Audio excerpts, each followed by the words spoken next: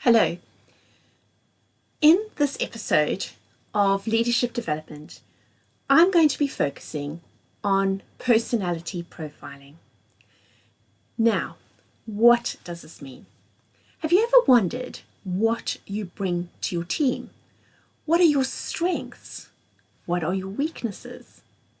Now, the wonderful thing about this is by having one particular superpower or strength does not mean that you are better or worse off than somebody else, because in society, what is normal? We are all different, and because of that, we all bring different things to our teams. And whether it is on the cricket pitch, whether it is in a girl guide group, or whether it is at school or in a business, a large organization, we all bring different things to those teams. And good leaders have a really good understanding of what they are able to bring to their team, and they work to their strengths, and they also encourage other people to work towards their strengths.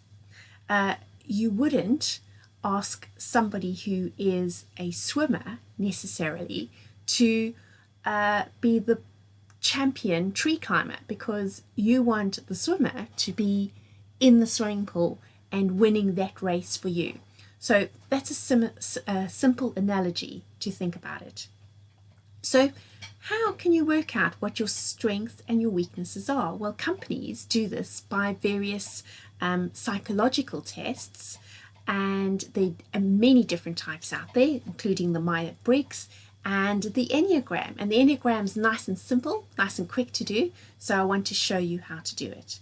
So to start off with, what you need to do is log on to this website, turity.com/test/enneagram personality test.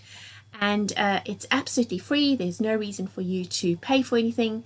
The information that you'll get in the 10 minutes that you take the test is very illuminating. So once you've done the test, over here is an example of an enneagram. So you can see this person, obviously personality type 1 or profile 1 is incredibly strong, whereas number 4 is not quite as strong.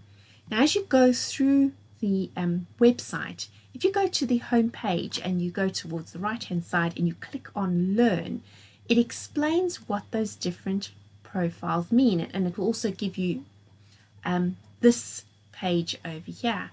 So you can see for somebody with an Enneagram type 2, these are the typical characteristics. You can see what they are like, what their core values are, and also how you can recognize a type 2. I find this really, really interesting, because I now, when I work with a team of people, in my head I'm trying to work out what exactly is their Enneagram going to be, because that gives me a better understanding of how we can work together. So whether it is for your UCAS statement, or whether it is for an interview where you asked about your strengths and your weaknesses, or whether it's just to know more about you and understand you, I challenge you, have a go. And if you want to discuss it further, you are welcome to contact me. I hope you have enjoyed this.